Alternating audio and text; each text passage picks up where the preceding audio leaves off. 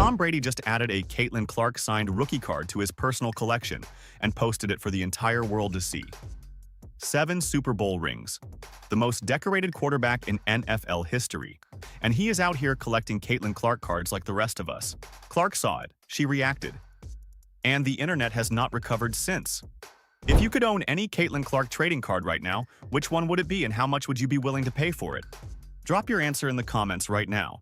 Let's just take a moment to appreciate what is happening in the sports collectibles world right now. Because Tom Brady posted to his Instagram story on February 27th, showing off a 2024 PRIZM Authentic Caitlin Clark rookie card with her signature on it, graded PSA Auto 8, and captioned it, "New addition to my collection," while tagging Clark's account with a fire emoji.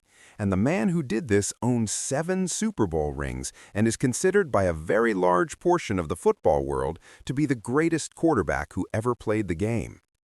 Clark saw the post, shared Brady's story to her own Instagram without adding a single word, and that silent repost communicated everything about how she handles this kind of moment, which is with the quiet confidence that has defined her entire public presence since she entered the league, acknowledging without performance, letting the moment speak completely for itself, and moving forward. Brady is not a casual sports fan who picks up memorabilia because something looks cool. He is an elite competitor who spent his entire career studying greatness and surrounding himself with the markers of it.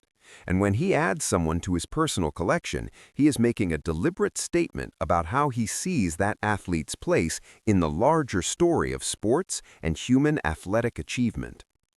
He tagged Clark's account directly on the post, which means he was not just showing his collection to his followers, but communicating directly to her that he sees her, values her, and wanted her to know that he now has skin in the game of her career going forward, because every time she does something remarkable on the basketball court, the value of that specific card in his possession increases.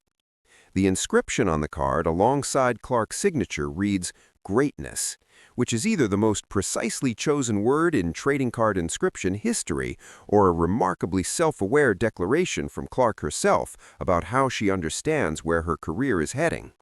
And the fact that Brady chose this specific card to add to a collection that presumably includes artifacts from the highest levels of multiple sports tells you exactly what his assessment of her trajectory is.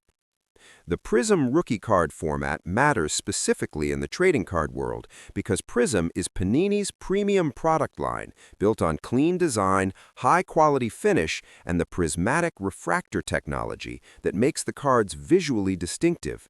And rookie cards in premium product lines are the most sought-after version of any player's collectible history because they represent the first official documentation of that athlete at the professional level in the most prestigious available format. In December 2024, a 2024 Select WNBA Caitlin Clark Signature Gold Vinyl 1-of-1 card sold for $234,850, which made it the second highest sale of any women's sports card in the history of the hobby, sitting just behind a Serena Williams card that sold for $266,400, meaning 2 of the top women's sports card sales of all time involve Clark and Williams.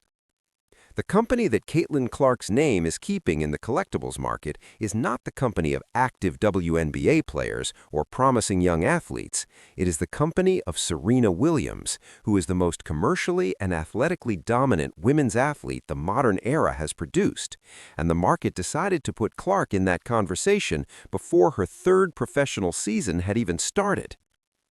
USA Today Sports published research showing that Clark was the most collected active basketball player of the entire year in 2025, with over 136,700 of her cards graded by professional services.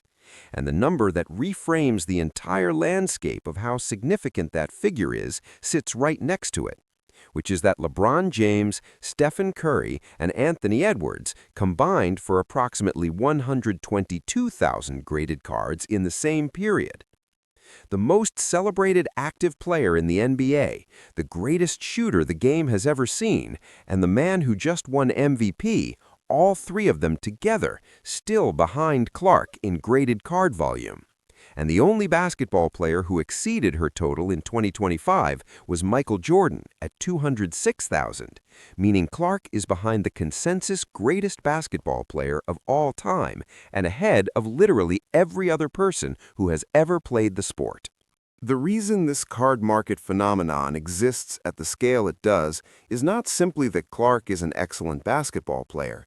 It is that she entered women's basketball at a cultural inflection point and then dramatically accelerated the growth that was already underway by bringing with her an entirely new demographic of fan who had never engaged with the sport before and arrived with enthusiasm, financial resources, and the specific emotional investment that produces serious collectors.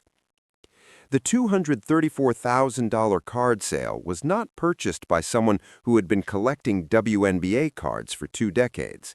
That kind of money at that price point comes from serious collectors who understand what a once-in-a-generation opportunity looks like in the early stages of a career they believe will be remembered for decades.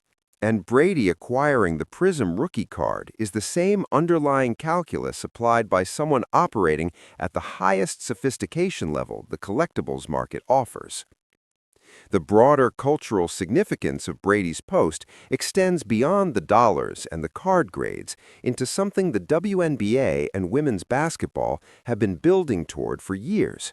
Because when an athlete of Brady's stature publicly aligns himself with a player from a different sport, it creates a permission structure for the audience watching him, which is enormous and includes a significant portion of sports fans who have never given serious attention to women's basketball. Brady posting that card tells his followers that this is worth their attention, that the person on that card is worthy of being collected alongside the greatest athletes in history, and that women's basketball produces stars who deserve the same kind of reverence that NFL quarterbacks receive. And that message landing to Brady's audience has a reach and a credibility that no marketing campaign or promotional effort could manufacture at any price. The 2026 fever season has not started because of the ongoing CBA negotiations between the league and the players' union. The schedule is unconfirmed, training camp has not opened, and Clark has not played a competitive game in months. And yet she is currently more present in the cultural conversation than most active players who are playing games in real time right now across every major professional league. Brady is posting her card. Her card market numbers from last year are generating headlines in business and culture media simultaneously. The Gatorade bottle she released sold out in 20 seconds and crashed a major corporate website. And every one of these commercial signals is building momentum that reaches its natural ceiling only when the season starts and Clark is back on the court competing, at which point the card in Brady's collection will appreciate in value on the back of every single highlight she produces.